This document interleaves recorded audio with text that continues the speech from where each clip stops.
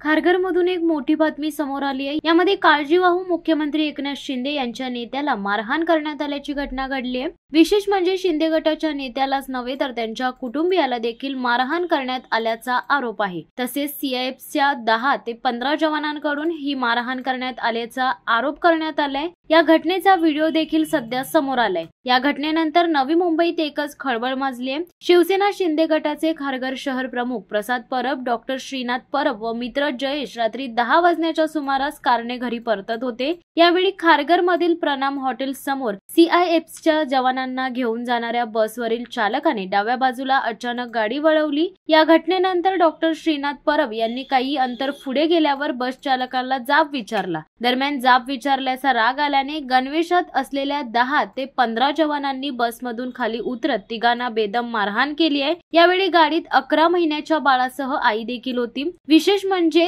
सीआयएफच्या 10 ते 15 जवानांनी मारहाण करतानाचा व्हिडिओ व्हायरल झालाय। या व्हिडिओ नंतर एकच खळबळ माजली आहे। दरम्यान या मारहाणीच्या घटनेनंतर परब यांनी खारघर पोलीस ठाण्यात गुन्हा दाखल करण्यात आलाय। या घटनेचा अधिक तपास खारघर पोलीस करीत आहेत। शिवसत्ता टाइम्स न्यूज ब्युरो, खारघर।